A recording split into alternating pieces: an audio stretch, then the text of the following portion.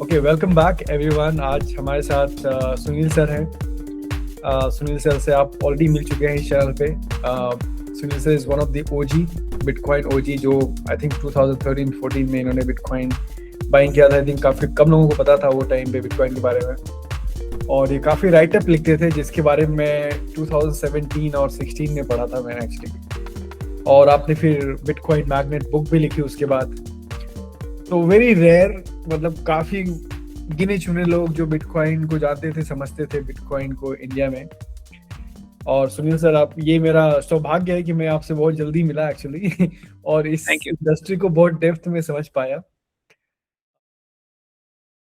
वो next category जो है वो आपको बोरिंग भी लग सकती है और आपको सरप्राइजिंग भी लग सकती है। तो नेक्स्ट कैटेगरी जो सबसे इंपॉर्टेंट मेरे हिसाब से बनने जा रही है वो है गेमिंग। ना ना, gaming already I am saying this sir. Yes. Already lot of बहुत सारे गेम्स बन रहे हैं browser based, and they are taking space. You are right, absolutely.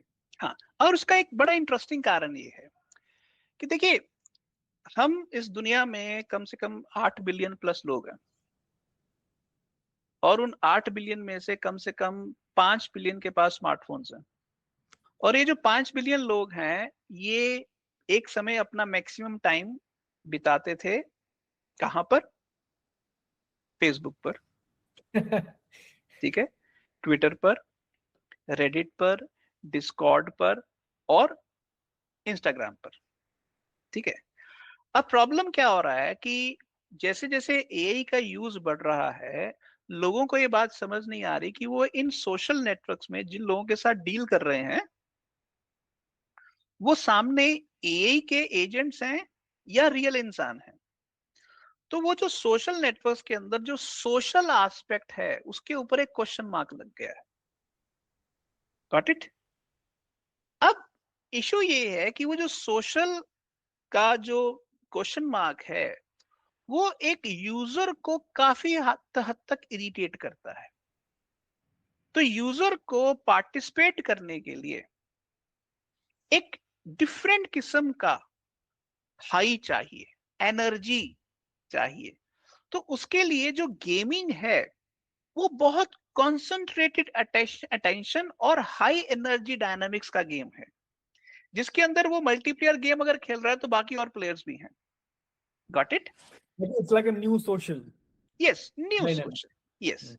अब जब गेमिंग के अंदर आप आते हो और आपका जो लेवल है, खासकर जब आप मल्टीप्लेयर गेम्स खेल रहे हो, तो उसमें जो लेवल ऑफ पार्टिसिपेशन है और जो एनर्जी है, वो इतना गहरे होता है कि वो एक लेवल पर सारे के सारे यूजर्स की 100% एनर्जी को, अटेंशन को पूरी तरह से अब्सॉर्ब कर देता है। और यही कारण है कि आज अगर आप पूरा बॉलीवुड, पूरा हॉलीवुड इकट्ठा कर लो, तो वो $50 बिलियन के आसपास उसका एनुअल रेवेन्यू बनता है। जबकि ईए के गेमिंग इंडस्ट्री का जो रेवेन्यू है वो 200 बिलियन से ज्यादा है। काफी ज्यादा है, यस। ओके, सो विच बेसिकली मीन्स कि गेमिंग ऑलरेडी बहुत आगे है। बट सवाल है कि अगर गेमिंग को आप फेसबुक के रेवेन्यू के साथ या मार्केट कैप के साथ कंपेयर करो, तो अभी गेमिंग को बहुत आगे जाना है।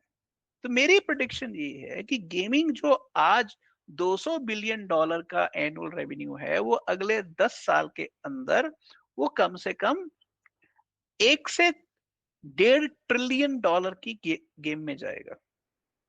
विच बेसिकली मीन्स कि वहां पर सबसे ज्यादा कंप्यूट किसको चाहिए? गेमिंग प्लेटफॉर्म्स को चाहिए। Got it? Which basically means कि AI engines, crypto based payments और वेब 3 गेमिंग, ये तीनों अटेंशन इकोनॉमी और एआई इकोनॉमी का आपस में एक कन्वर्जेंस जोन बन रहा है। और ये कन्वर्जेंस जोन आज से 3 साल पहले एग्जिस्ट नहीं करता था ठीक से, जब एक्सी इन्फिनिटी जैसी गेम्स सडनली बहुत ज्यादा पॉपुलर हुई थी। पर वहां पॉपुलर होने का सिंपल रीजन था इंसेंटिवाइजेशन। मैं ये कह रहा हूं कि आज incentivisation, AI, high energy dynamics और नॉर्मल इंस्टाग्राम और फेसबुक से जो फैटीग है, वो इतना हावी हो चुका हुआ है कि लोग गेमिंग के अंदर एक बहुत बड़े लेवल पर शिफ्ट होंगे, और ये शिफ्ट सिर्फ टीनेजर्स के या यंग मेल्स के ऊपर नहीं होगा, ये शिफ्ट हर किस्म के एज ग्रुप में होगा। Got it? तो इसलिए ये जो गेम है कि वेब 3 गेमिंग के अंदर बहुत बड़े लेवल पर आने वाले समय में एक वेव आने जा रहा है, आई एम कन्विंस्ड, और ये एक इरिवर्सिबल वेव होगा।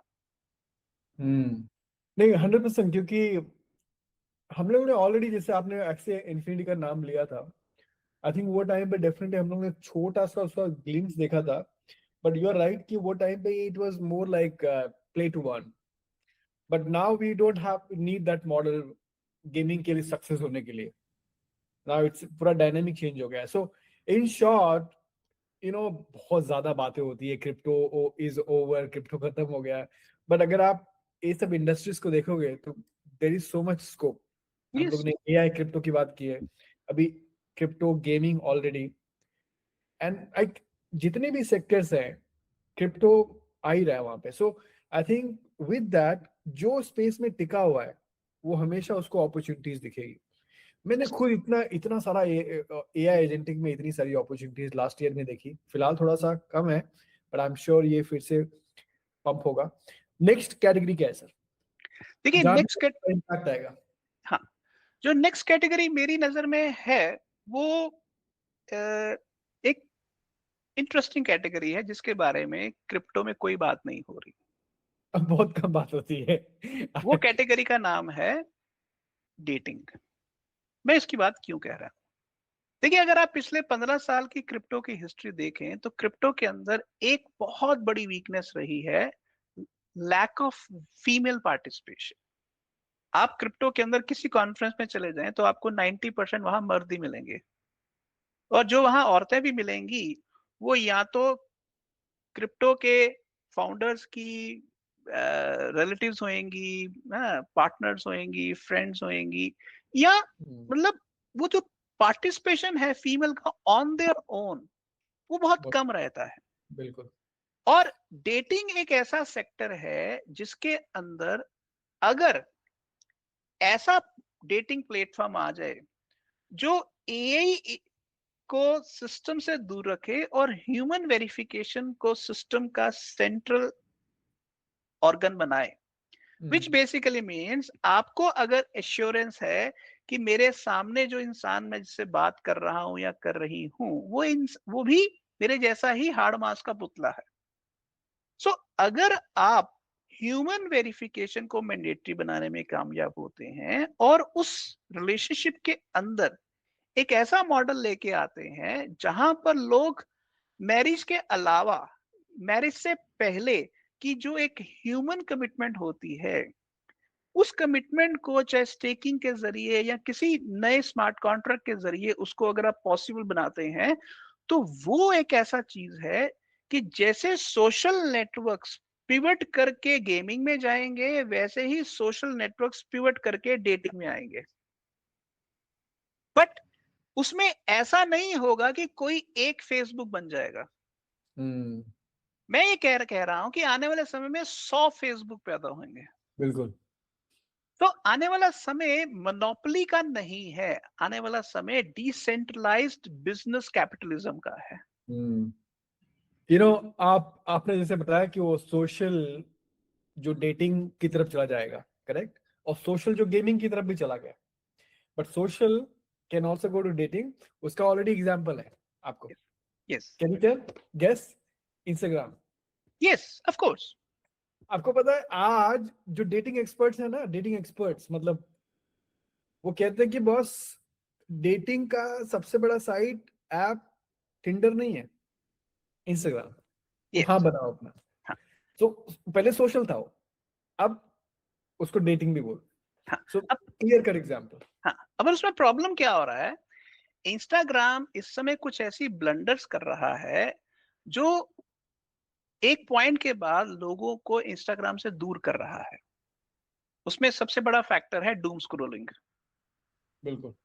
कि आप सारा सारा दिन बस स्क्रोल ही कर रहे हैं, रील्स ही देख रहे हैं।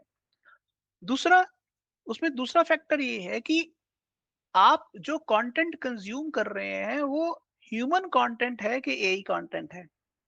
तो इसको बेसिकली कॉरी डॉक्टर नाम का एक राइटर हैं, थिंकर हैं, और कहते हैं कि इंस्टाग्राम और Facebook have entered a process of enshittification, कि जिस पर्पस के लिए, सोशल नेटवर्किंग के पर्पस के लिए इनको बनाया गया था, वो ट्रेंड कहीं ना कहीं धुंधला होता जा रहा है, और उसके अंदर एक ऐसी टेंडेंसी आ रही है जो जेन्युइन यूजर्स को ट्रबल कर रहा है।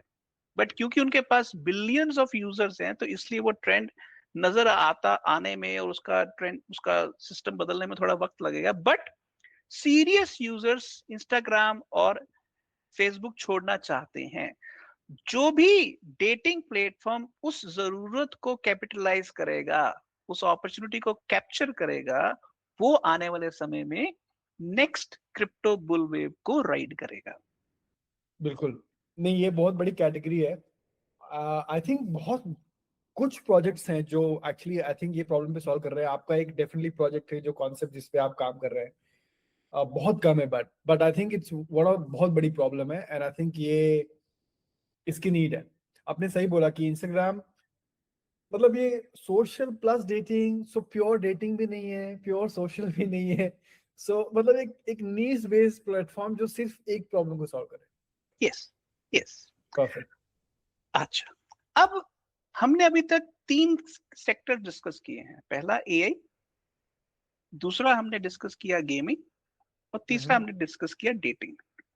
करेक्ट। अब ये 3 सेक्टर्स तो हमने डिस्कस कर लिए, पर मैंने शुरू में कहा था कि 5 सेक्टर्स हैं जहां से नेक्स्ट बुलवेव आएगा। तो वो बाकी के चौथा और 5वें सेक्टर्स कौन कौन से हैं? ओके, अब मैं, जैसे डेटिंग एक यूनिक सेक्टर है, मैं आपको एक और यूनिक सेक्टर बताने जा रहा हूं जिसके बारे में बिल्कुल क्रिप्टो में बात नहीं हो रही, बिल्कुल भी नहीं बात हो रही, और वो है एजुटेक और एडटेक। बहुत कम लोग बात करते हैं, भाई हितेश मालवी सर, हितेश भाई बात करते हैं इसके बारे में काफी। हाँ, अब मैं इसको समझाने के लिए आपको 2-3 बड़ी प्रॉब्लम्स जो एजुकेशन इंडस्ट्री में आ रही हैं उसके बारे में बात करता हूं। देखिए, आज के समय में हम जब देखते हैं कि यंगस्टर्स एक सवाल पूछ रहे हैं कि अगर हम इतना पढ़ लिख के भी हमें जॉब नहीं मिल रहा है, तो बीटेक करने का क्या फायदा है? हाँ, एमबीए करने का क्या फायदा है? वैलिड तो हायर क्वेश्चन। एजुकेशन को लेकर जो कॉस्ट वर्सेस बेनिफिट एनालिसिस होता है, वहां पर एआई इज आउटराइट विनर। तो जब एआई एजेंट्स काम कर रहे हैं, तो आम जो स्टूडेंट है वो सोचता है कि मैं कभी भी एआई को बीट कर ही नहीं सकता हूं। तो जब मैं एआई को बीट नहीं कर सकता हूं, तो फिर मुझे इतनी हायर स्टडीज करने की क्या जरूरत है? तो एक लेवल पर हायर एजुकेशन जो है उसके ऊपर एक क्वेश्चन मार्क लग जाता है। हायर एजुकेशन क्या, इन जनरल एजुकेशन के ऊपर क्वेश्चन मार्क लग जाता है। M I right? बट आप थोड़ी देर के लिए अपनी रोजाना 24 घंटे की जिंदगी को देखिए। एआई आए या ना आए, आप कुछ ना कुछ काम धंधा तो कर ही रहे हैं। आप ट्रेवल कर रहे हैं, आप खाना खा रहे हैं, आप घूम रहे हैं, आप कम्युनिटीज में पार्टिसिपेट कर रहे हैं, आप कोई ना कोई प्रोफेशनल एक्टिविटी भी कर रहे हैं। हो सकता है कि अब आपकी प्रोफेशनल एक्टिविटी के अंदर एक नहीं 4 किस्म की एक्टिविटी हो, आपका रेवेन्यू एक नौकरी की बजाय 4 चीजों से आ रहा हो। तो जब आप देखते हैं कि I as a human being, मुझे सरवाइव करने के लिए मल्टीपल स्किल्स, मल्टीपल इंटेलिजेंस वाले लोगों की जरूरत है। मुझे अच्छा खाना कहाँ से मिलेगा, मैं, ये बहुत इंपॉर्टेंट सवाल है। मुझे अच्छा किराए का मकान कहाँ से मिलेगा, ये बहुत इंपॉर्टेंट सवाल है। मुझे अच्छी हवा कहाँ से मिलेगी, ये बहुत इंपॉर्टेंट सवाल है। मुझे लेस पोल्यूशन वाला स्पेस कहाँ से मिलेगा, वो बहुत इंपॉर्टेंट सवाल है। Got it? और मुझे अफोर्डेबल कॉस्ट ऑफ लिविंग कहाँ मिलेगी, ये बहुत इंपॉर्टेंट सवाल है।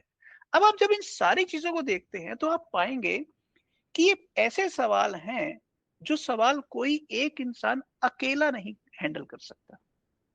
इसके लिए उसको एक कम्युनिटी चाहिए, एक ग्रुप का सपोर्ट चाहिए, विच बेसिकली मीन्स कि हमारा जो एजुकेशन सिस्टम है वो इंडिविजुअल की असेसमेंट कर रहा है कि ग्रुप की असेसमेंट कर रहा है? फिलहाल इंडिविजुअल की कर रहा है। बेसिकली मैं कहता हूं कि मेरे मैथ्स में से 100 में से 90 नंबर आए, यही कहता है कि तुम्हारे 100 में से 90 क्या 95 क्या 99 भी आ जाए, you can't beat me. So right. मैं कहता हूं कि मेरे इंग्लिश में 100 में से 92 नंबर आए, तो सवाल है कि यही कहेगा कि यार व्हाट टू टॉक, तुम्हारे 100 में से 100 भी आ जाए, I will still be better than you. Exactly. ठीक है, तो फैक्ट ऑफ ये मैटर ये है कि एजुकेशन की जरूरत हमेशा रहेगी, बट इंडिविजुअल असेसमेंट का फ्यूचर ब्लीक है। अब इस बात की रेलेवेंस नहीं है कि मैं टॉपर हूं, अब इस बात की रेलेवेंस है कि मेरा आईक्यू कितना है ये इंपॉर्टेंट नहीं है, मेरा ईक्यू कितना इंपॉर्टेंट है, मेरा So इमोशनल क्वेश्चन, मेरी सोशल इंटरेक्शन, मेरी इंटरपर्सनल रिलेशनशिप, मेरी मल्टीपल इंटेलिजेंस कितनी अच्छी है। एक इंटेलिजेंस होती है लॉजिकल इंटेलिजेंस, एक जो होती ये है, है निकल गया। हाँ, एक होती है लिंग्विस्टिक इंटेलिजेंस कि आप कितना बढ़िया बोल सकते हैं, कितना बढ़िया एग्जैक्टली। गा सकते हैं, एक होती है फिजिकल फिटनेस, काइनेस्थेटिक इंटेलिजेंस। तो सवाल ये है कि ऐसे समय में आपको इंडिविजुअल असेसमेंट की बजाय ग्रुप असेसमेंट मॉडल बनाना है। आप थोड़ी देर के लिए अपने आप से सवाल पूछिए कि आज का मॉडल टॉपर और नॉन टॉपर्स को डिवाइड कर देता है। जो टॉपर है वो बेचारे को एंजाइटी होती है कि अगर मेरी टॉपर पोजीशन कल को मुझे मेरे पास ना रही, कोई और ले गया, तो वो बेचारा उस एंजाइटी में शिकार होता है। और जो टॉपर नहीं होता वो उस बेचारे को इसलिए गालियां पड़ रही होती हैं कि मैं टॉपर नहीं बना। हमारी सोसाइटी के अंदर एआई एक बहुत बड़ा ट्रेंड शिफ्ट करने वाला है। हम टॉपर बेस्ड असेसमेंट सिस्टम से ग्रुप बेस्ड असेसमेंट सिस्टम में शिफ्ट होने वाले हैं। विच बेसिकली मीन्स कि अगर मान लीजिए, मैं आपको एक उदाहरण देता हूं कि टीचर ने एक क्वेश्चन पेपर डिजाइन किया, पर उसने क्वेश्चन पेपर डिजाइन करने से पहले 5 बच्चों का एक ग्रुप बना दिया और 5 बच्चों को कहा कि मैं आपको 100 क्वेश्चंस देने वाला हूं और ये आप 5 बच्चे इन 100 क्वेश्चंस को करेंगे। Got it? आप एआई का इस्तेमाल कर सकते हैं, एक दूसरे की मदद कर सकते हैं, जो कुछ भी मर्जी कर सकते हैं, पर आपके ग्रुप का जो फाइनल स्कोर होगा वो सभी 5 बच्चों का फाइनल स्कोर माना जाएगा। पहले क्या होता था, एक टॉपर होता था, बाकी नंबर 2 3 4 5। अब रूल चेंज हो गया, पूरा ग्रुप टॉपर रहेगा। अब रूल ये है कि ग्रुप को परफॉर्म करना है, तो उनका टारगेट ये है कि 100 में से मैक्सिमम सवाल वो ठीक करें। Got it? अब वो सवाल ठीक करने के लिए वो एआई की भी मदद ले सकते हैं, एक दूसरे की भी मदद कर सकते हैं, कॉपिंग के ऊपर कोई रुकावट नहीं है। पर सवाल ये है कि अगर टीचर ने थिंकिंग क्वेश्चंस डाले हुए हैं, रट्टे मारने वाले क्वेश्चंस नहीं डाले हुए हैं, तो उसने एग्जाम पेपर जो है इस तरह से डिजाइन किया हुआ है, तो इसका मतलब ये है कि वो अगर एक दूसरे की मदद भी करेंगे तो एक दूसरे को सिखा रहा होगा। तो अब क्या है कि पुराने सिस्टम में एक टॉपर होता था, बाकी नीचे रहते थे, तो पेपर के बाद सब लोग भूल जाते थे कि क्या पढ़ा क्या सीखा। अब क्या है कि वो पांचों एक दूसरे के साथ कोऑपरेट कर रहे होंगे, कोलैबोरेट कर रहे होंगे, ताकि उनका जो मीडियन स्कोर है, उनका जो एवरेज स्कोर है, अप जाए। अब मुद्दा ये नहीं है कि आपके 100% नंबर आए, आप टॉपर। अब मुद्दा ये है कि एज ए ग्रुप आपका परफॉर्मेंस लेवल इंप्रूव किया है कि नहीं। Got it? करेक्ट। अब आप इसको थोड़ी देर के लिए सोचिए कि मैथ्स के अंदर कोई एक बच्चा अच्छा होगा, साइंस के अंदर कोई दूसरा बच्चा अच्छा होगा, अंग्रेजी के अंदर कोई तीसरा बच्चा अच्छा होगा, हाँ, हिंदी में या सोशल स्टडीज में कोई चौथा बच्चा अच्छा होगा, ड्रामा स्पोर्ट्स में कोई 5वां बच्चा अच्छा होगा, वगैरह वगैरह। तो हमारी सोसाइटी के अंदर इंटेलिजेंस की तो मोनोपोली नहीं है। तो जब इंटेलिजेंस डिस्ट्रीब्यूटेड है तो इंटेलिजेंस को मैक्सिमाइज करने का बेस्ट तरीका क्या है? Best group collaboration. एब्सोल्युटली। तो ग्रुप कोलैबोरेशन को हासिल करने के लिए उसके कुछ पैरामीटर्स होंगे, तो उसके लिए ग्रुप असेसमेंट प्लेटफॉर्म्स होंगे। तो जो एजुटेक है वो इंडिविजुअल असेसमेंट से group assessment, group training model के अंदर आएगा, विच बेसिकली मीन्स कि ये एक ऐसा वेव आने जा रहा है जो वेव एडटेक की डेफिनेशन को नए सिरे से पेश करेगा, जो ए प्रूफ लर्निंग सिस्टम है। और इसका सबसे बड़ा हिस्सा हायर एजुकेशन में नहीं होगा, इसका सबसे बड़ा हिस्सा K-12 सेगमेंट में होगा, विच बेसिकली मीन्स कि जो बच्चा चौथी क्लास से ग्रुप असेसमेंट मोड में सीख रहा है, वो जब 10th में पहुंचेगा, जब 16-17 साल का होगा, तो उसके कितने बढ़िया दोस्त होंगे, उसकी ग्रुप कोलैबोरेशन स्किल्स कितनी बढ़िया होंगी, सोशल स्किल्स, उसके दोस्तों के बीच में जो लॉयल्टी फैक्टर होगा वो कितना बढ़िया होगा, एंड कम्युनिटी फैक्टर भी आ जाता है यहाँ पे, वो जो कम्युनिटी फैक्टर भी आएगा। सबके लिए बहुत जरूरी है। ठीक है, तो सोचिए कि जब एजुकेशन कम्युनिटी स्पेसिफिक एक्सीलेंस के ऊपर शिफ्ट होगा, तो कितने बच्चे हैं आज, डू यू नो, दुनिया में 1.4 बिलियन बच्चे सिर्फ स्कूलों में पढ़ रहे हैं, 1.4 बिलियन। एंड राइट नाउ ये सब सारा सब सोलो गेम है, पूरा सोलो गेम है फिलहाल। सोलो गेम है। अब आप इसको थोड़ी देर के लिए एवरेज कैलकुलेट कर लीजिए कि एक बच्चा, उसके ऊपर पेरेंट्स $100 पर मंथ खर्च कर रहे हैं। आप वेस्टर्न वर्ल्ड और सदर्न वर्ल्ड दोनों को आपस में मर्ज करिए, एक एवरेज निकाल लीजिए। तो इसका मतलब है कि 1.4 बिलियन को जब आप 100 से मल्टीप्लाई करते हैं, तो ये $140 बिलियन का मंथली रेवेन्यू बनता है, huge. which basically comes down to nearly 1.5 to 2 trillion dollar of annual revenue. जिस सेक्टर का इस रेंज में रेवेन्यू होता है, उसकी वैल्यूएशन उससे 10x होती है। तो आप सोचिए कि जब एजुटेक 20 से 30 ट्रिलियन डॉलर का सेक्टर है, जो क्रिप्टो और एआई के अंदर उसको अपना स्पेस री इन्वेंट करना है, ह्यूज, बिग। और कमाल की बात है क्रिप्टो में इसकी बात अभी हो ही नहीं रही, नहीं हो रही है, नहीं हो रही है, बहुत कम हो रही है, और ना के बराबर। कम्युनिटी की बात बहुत होती है, जहां पे लोग बोलते हैं कि इंसान को पर्पस चाहिए, क्योंकि एआई पूरा काम लेगा तो इंसान किस में पर्पस फील करेगा। कम्युनिटी डेफिनेटली लोग पर्पस फील करते हैं, कनेक्टेड फील करते हैं, यू नो। और एजुटेक जो हिसाब से आप उसका मॉडल बता रहे हो, ऑलरेडी कम्युनिटी उसका बाय डिफॉल्ट उसका पार्ट हो जाता है, सोशल बाय डिफॉल्ट उसका पार्ट हो जाता है। देखिए शिव, आज तक क्रिप्टो की एक बहुत बड़ी प्रॉब्लम रही है, जिसको मैं इस तरह से बोलूंगा कि क्रिप्टो के अंदर हर किसी को विलेज चाहिए, पर कोई विलेजर नहीं बनना चाहता। Got it? क्यों? क्योंकि विलेजर लोगों को ऐसा लगता है कि आप वक्त में पीछे चले गए। मैं यहां ये कह रहा हूं कि जो फाउंडर, जो प्लेटफॉर्म आज के समय की जरूरत को प्रोडक्टाइज नहीं करता, उसके सोल्यूशन को प्रोडक्टाइज नहीं करता, वो एक ऐसी अपॉर्चुनिटी के सामने खड़ा है जिस अपॉर्चुनिटी का साइज आने वाले 10 सालों में ह्यूमंगस है। और अब मैं यहाँ 20 से 30 ट्रिलियन डॉलर की पोटेंशियल इंडस्ट्री की बात कर रहा हूं। Got it?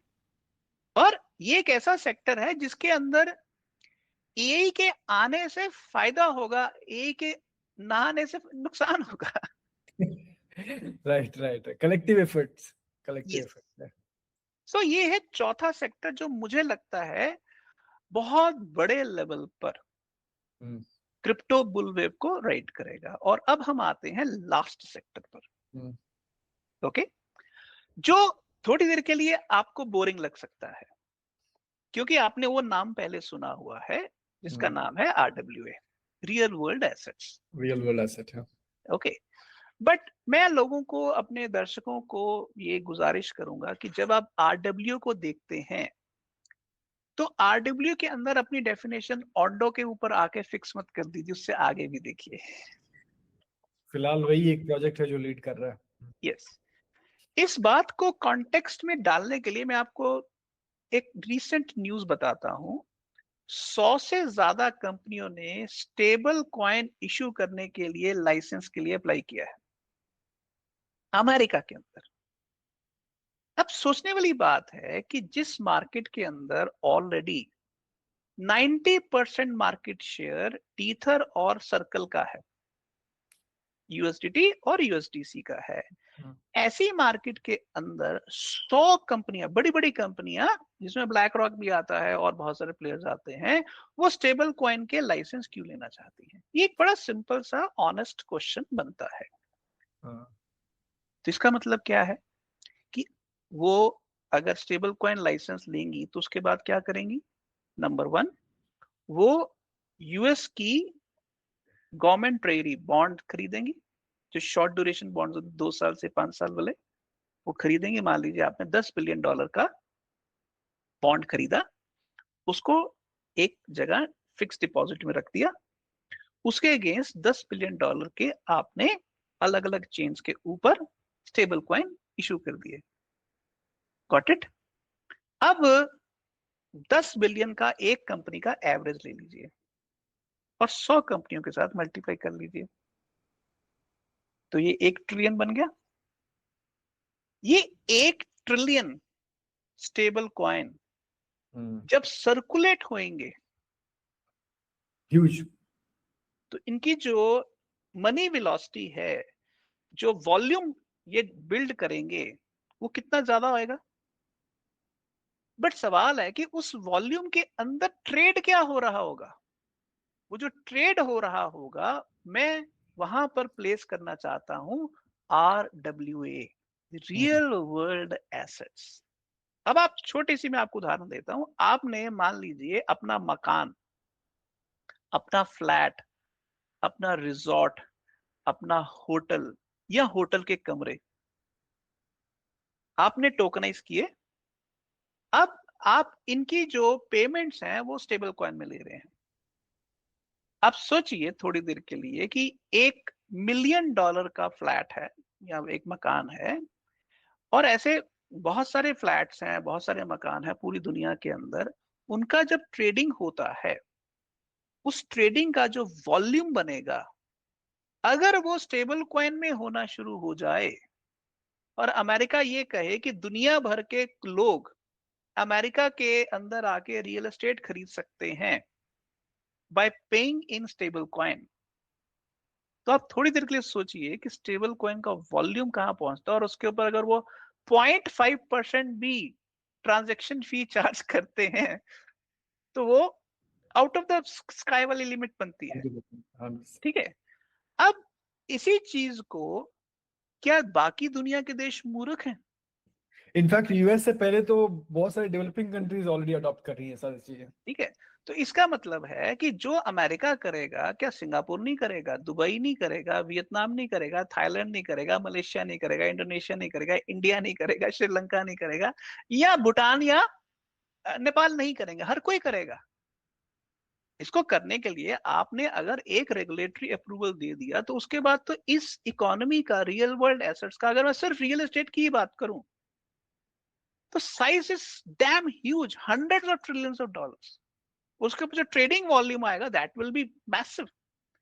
और अगर रियल एस्टेट के साथ में इक्विटीज की बात करूं, डेरिवेटिव्स की बात करूं, बॉन्ड्स की बात करूं, स्टॉक फाई आ रहा है। एग्जैक्टली स्टॉक फाई आ रहा है। सो जो एक समय ट्रेडिशनल फाइनेंस होता था, वो ट्रेडिशनल फाइनेंस RWA कैटेगरी के अंदर अब ब्लॉकचेन के अंदर आ रहा है। विच बेसिकली मीन्स कि जो सेक्टर अपनी मार्केट, अपने यूजर सेगमेंट को सही तरीके से आइडेंटिफाई करेगा और उनका एफिशिएंसी और स्केलेबिलिटी रोड मैप क्लीन होगा, वो projects are going to get huge public appreciation, और वो टोकन प्राइस के अंदर नजर आएगा। तो अगर आप इन चीजों को समराइज करें, जहां से मैंने शुरू किया था और जहां मैं पहुंचा हूं, नंबर 1 एआई के अंदर डिसेंट्रलाइज्ड कंप्यूट, हाँ, डिसेंट्रलाइज कंप्यूट, एजेंटिक मार्केटप्लेस और रीजनिंग बेस्ड एआई। सो पहला एआई का ये हिस्सा, उसके बाद गेमिंग, उसके बाद डेटिंग, उसके बाद एजुटेक और उसके बाद आरडब्ल्यूए, रियल वर्ल्ड एसेट्स। अगर आप इन 5 सेक्टर्स को ध्यान से देखें तो आप पाएंगे कि ये 5 सेक्टर्स के अंदर नेक्स्ट क्रिप्टो बुल वेव को राइड करने की मोस्ट सीरियस एलिजिबिलिटी है। तो जो इनके अंदर सही प्रॉब्लम स्टेटमेंट आइडेंटिफाई करेगा, सही सॉल्यूशन डिजाइन करेगा, जो इस सेगमेंट के अंदर यूजर फ्रिक्शन को मिनिमाइज करेगा।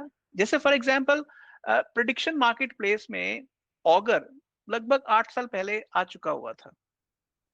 ओके, तो हमें लगता था कि प्रेडिक्शन मार्केट्स बहुत बढ़िया सेगमेंट है, उसकी ग्रोथ होनी चाहिए, बट उन्होंने यूजर ऑनबोर्डिंग के कुछ प्रॉब्लम्स को उस लेवल पर सॉल्व नहीं किया जो पॉली मार्केट और कल्शी ने किया।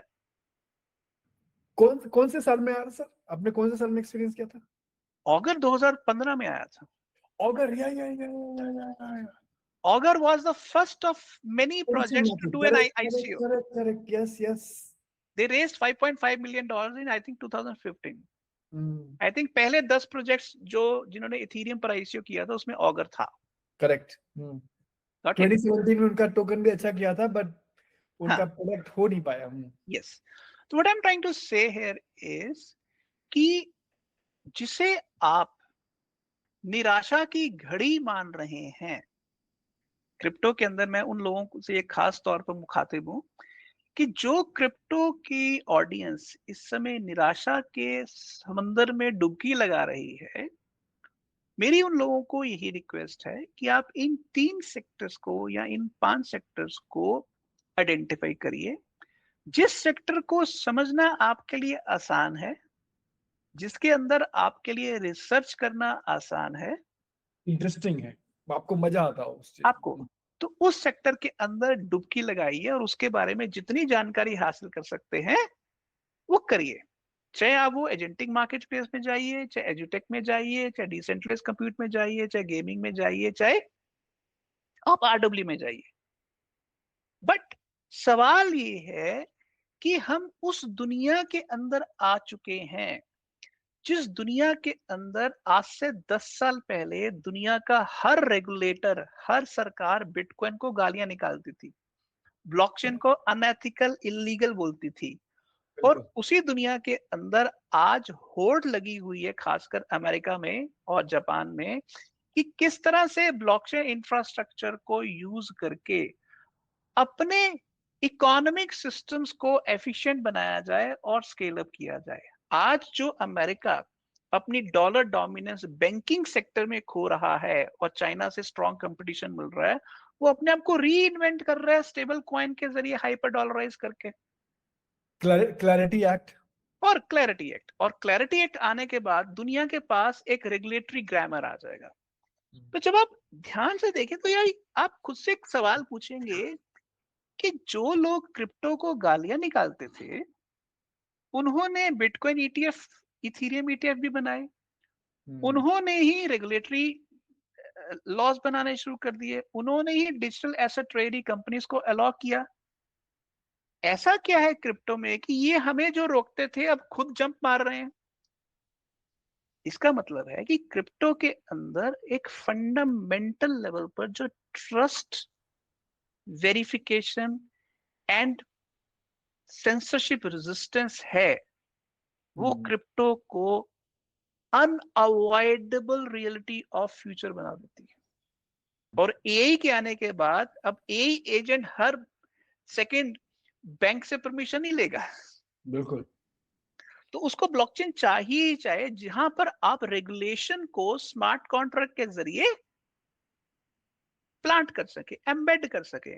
तो अगर बैंक्स खुद बदलना नहीं चाहते हैं, स्मार्ट कॉन्ट्रैक्ट टेक्नोलॉजी को अडॉप्ट नहीं करना चाहते हैं, नए प्रोडक्ट्स लॉन्च नहीं कर सकते हैं, तो बेटर है कि दुनिया नई दिशा में चली जाए। इसीलिए अमेरिका ने वेट किया कि बैंक्स सीखेंगे सीखेंगे सीखेंगे, बट अल्टीमेटली स्टेबल कॉइन की जो मूवमेंट थी वो एक छोटी सी स्टार्टअप टीथर खींच के ले गई, खा गई सर। आप थोड़ी देर के सोच के देखिए कि मॉर्गन स्टैनले, हाँ, JP Morgan, bank of America जैसे दिग्गज बैंक जिनकी ट्रिलियंस ऑफ डॉलर्स की एनुअल ट्रांजैक्शन वॉल्यूम है, वो हिल नहीं पाए और टीथर जैसी 2 दर्जन एम्प्लॉयज वाली कंपनी एक पाथ ब्रेकिंग सेक्टर की लीडर बन गई। और आज उसके पीछे उसी देश की सब बड़ी कंपनियां पीछे पीछे भाग रही हैं और उनके पास टीथर को बीट करने का दूर दूर तक कोई तरीका नहीं है। मैं ये कह रहा हूं कि जो टीथर के साथ हुआ है वो एआई, एजुटेक, गेमिंग, आरडब्ल्यूए सबके होगा। सबके साथ होने जा रहा है। हम्म। आपको बताओ सर, ये स्टेबल कॉइन जैसे आपने बताया कि अराउंड 100 ऑफ यूएस कंपनीज जो है वो ट्राई कर रही है स्टेबल कॉइन लॉन्च करने का। हम लोग ने क्या ये सोचा था 2018-19 में जब जब यूएसडीटी आ रहा था कि साला top companies of US will try to launch stable coin? हम लोग कितना आगे थे। यस, हम लोग कितना आगे थे, मतलब स्टूपिड लगता था। एक तो पहली बात, किसी को बोलो ना बाहर तो वो उसमें क्या बात कर रहे हो तुम, यूएसडीसी उनका यूएस डॉलर है, वैसे कोई कोई कोई कॉइन लॉन्च कर दे। सेम चीज ब्लोज माय माइंड कि hundreds of top US companies उनको अपना स्टेबल कॉइन लॉन्च करना है। यस, क्या चेंज हो गया भाई? It's huge, it's huge. So पहली बात तो ये कि मतलब अगर आप ही की मैं बात करूं, पहली बात तो मतलब आपसे बात करो तो every time it's lot of positivity आ जाती है, because you can obviously see the future, you can see the macro thing. Because काफी लोग इंक्लूडिंग मी बहुत नेगेटिव हो जाते हैं मार्केट्स को देख के, क्या चल रहा है। सो your energy is very different. I think you have earned it with जितने साल का आपका एक्सपीरियंस है, वर्किंग एक्सपीरियंस, स्टडी जो आपने किया है, आई थिंक आप एक लाइफ एक्सपीरियंस दे पाते हो कि, and which is very important because I think it's all about energy. जो हम लोग, the way we think, the thing happens, you know. So it's very important कि आप हमेशा फ्यूचर देखो एंड गुड थॉट्स, ताकि, एंड आपने एकदम बिल्कुल बोला कि बहुत सारी नेगेटिविटी है क्रिप्टो में फिलहाल मार्केट के देख के, बट जिस रियली जब अगर आप पिक्चर, बड़ा पिक्चर देखते हो एंड अगर आप ये सारे सेक्टर्स को ऐड करते हो, और this is not like imaginary story नहीं, आई मीन आप एवरी डे देख रहे हो एआई क्रिप्टो में, देख ही रहा हूँ, एवरी डे देख रहा हूँ। आरडब्ल्यूए एब्सोल्युटली थोड़ा छोटा है बट यस हो रहा है वहां पे भी काम, यू नो। एंड सो पहली बात तो ये, so your energy, your intelligence, your wisdom to able to मतलब फ्यूचरिस्टिक चीजें देख पाना। आपने dating, you have worked for a long time on dating concept, it has not come true but I am 100% sure it will come true in the next 5 years, because जैसे हम लोग ने बोला कि हम लोग कभी कभी बहुत जल्दी हो जाते हैं प्रिडिक्शन मार्केट अगर। शिव, मैं सब लोगों को एक बात बताना चाहता हूँ। लोग भूल जाते हैं कि 2009 3 जनवरी को बिटकॉइन लॉन्च हुआ था। हाँ। और पहले 2 साल कोई नहीं। बिटकॉइन का प्राइस नियर 0 था। 2 साल मतलब 360 700 दिन समझ लो, 700-800 दिन। यस, मतलब $1 की रेंज में उसका प्राइस 2011 में पहुंचा था और उसके बाद भी 2012 में प्राइस बढ़ के $1200 पहुंचा और फिर क्रैश करके वही वो 60-70-80 की रेंज में आ गया था। और फिर अगले 4-5 साल बिटकॉइन का प्राइस कभी बुलवेव आया ही नहीं। तो आप मोटा मोटा देखिए 2009 से लेकर 2016, अगर मैं आपको ये कहूं 2016 के अंदर कि bitcoin is going to change the wealth model of the world, तो आप कहेंगे यार ये बंदा मूर्ख है, पागल है, ऐसा कभी नहीं होने वाला। ठीक, पर 2016 आता है, बिटकॉइन का प्राइस चढ़ना शुरू होता है, 2017 तक वो $20,000 पहुंच जाता है। फिर क्रैश आता है 2020 में, फिर चढ़ना शुरू होता है, वो $60-70 तक पहुंच जाता है। फिर 2024 आता है, उसका प्राइस $1.25 तक पहुंच जाता है। प्रॉब्लम क्या है, मैं अपने सभी दर्शकों को ये गुजारिश करना चाहूंगा, क्रिप्टो के अंदर patience and research is the key. Hmm, research करिए, उससे अपनी कन्विक्शन बिल्ड करिए, फिर वेट करिए। हम्म, आज मैं ये कहने की कोशिश कर रहा हूं कि पिछले 4-5 साल से जो हम बियर वेव देख रहे हैं, वो बियर वेव अपने एक कंक्लूडिंग फेज तक पहुंच गया है। हम्म, विच बेसिकली मीन्स कि अब जो बंदा सही प्रोजेक्ट, सही सेक्टर आइडेंटिफाई करके बैठेगा, हम्म, वो इस बुल वेव का सीधा बेनिफिशियरी होगा। अगर हम्म, आपने इस समय उम्मीद छोड़ दी, तो आपकी हालत ऐसी होने वाली है, नाव डूबी तब जब सामने किनारा था। हम्म। हम लोग बहुत नजदीक हैं, बिल्कुल। जिस हिसाब से डेवलपमेंट है, बहुत, वी आर वेरी क्लोज। सो इसलिए कभी भी क्रिप्टो के अंदर सही रास्ता चुनना हो तो सेक्टर्स को आइडेंटिफाई करिए। और मैं अपने आप को एक्सपर्ट नहीं कहूंगा, मैं क्रिप्टो का अपने आप को स्टूडेंट ही कहूंगा, बट मैं चाहूंगा कि जो मैं कह रहा हूं आप उसको वैलिडेट करिए, करेक्ट। उसको फर्दर रिसर्च करिए। और अगर आपके रिजल्ट्स और मेरे कहने के बीच में एक सिंक बैठता है, तो आप मेरी बात को मानिए, अदरवाइज बात मत मानिए। हम्म, तो इसलिए हम फंडामेंटली एजुकेटर्स हैं, हम्म, बट हम खुद भी सीख रहे हैं। तो हम्म, जब तक आप उस इकोसिस्टम के अंदर ह्यूमिलिटी के साथ बट कन्विक्शन के साथ हम्म। लगातार कुछ ना कुछ एक एक दिन करके अपने आप को इम्प्रूव नहीं कर रहे हैं, इस अपकमिंग क्रिप्टो बुल वेव का आपको बेनिफिट नहीं मिलेगा। बिल्कुल, वो मैं देख पा रहा हूँ ऑलरेडी, सर। मैं एक से एक टूल्स मैं शेयर करते रहता हूँ इस चैनल पे, बिकॉज मैं क्लियरली देख पा रहा हूँ कि अगर आपने नॉलेज अपग्रेड नहीं किया पिछले बुल से, तो मिस हो जाएगा। यस। और जो छोटी और छोटी बारीकियां हैं। और कमाल की बात है, हर बुल वेव का जो सेक्टर होता है वो यूनिक होता है, यूनिक होता है वो। प्रोजेक्ट्स जो आते हैं वो यूनिक होते हैं। हम्म। तो इसलिए क्रिप्टो के अंदर आराम और लेजीपन, इसकी कोई जगह आ नहीं जाएगा, है। कोई जगह नहीं है उसकी, कोई कोई जगह। जगह शेयर नहीं है, मार्केट में भी उसकी कोई जगह नहीं है। कोई जगह नहीं है। कोई जगह नहीं है, बिल्कुल। मिस हो जाएगा वो, मतलब पूरा, वो तो बोलते हैं ना, वो गहने का खजाना वो पूरा चला जाएगा, अगर आपने थोड़ा सा भी अगर आपने आलसीपना किया तो। यस। सर, ये मैं, before we end, I just want to end with this. जैसे आपने बोला कि 2009 में बिटकॉइन लॉन्च हुआ, और 2 साल तक उसको $1 के अंदर कोई नहीं उसको पूछ रहा था, राइट? एंड जैसे मैंने बताया, 700 दिन, मतलब उसको कोई नहीं पूछ रहा। और यहाँ पे हम लोग एक हफ्ते में अगर चार्ट ऐसे गया, तो एक हफ्ते तो ये होते रहता है। सच एकदम huge lesson. So nothing have changed actually, कुछ चेंज नहीं हुआ है, मतलब बिटकॉइन से या फिर आज, मतलब ग्रोथ हुई है, but in terms of psychology, behaviour, market behaviour, a lot of things are actually same. बहुत सारी चीजें सेम है। Yes. Yes. Sir, it was amazing आपसे बात करके। हम, जैसे मैंने बताया, हम कुछ ना कुछ सीखने को मिलता है और बहुत सारी पॉजिटिविटी मिलती है। आई थिंक यही एक अच्छी चीज है। आप अपने लोगों, अपने साथ किसी मेंटर को रखो, और मतलब जो जो इंडस्ट्री को पढ़ चुका है, जान चुका है सबसे ज्यादा, तो आई थिंक ये बहुत बड़ा एडवांटेज होता है। Thank you so much for giving your time, sir.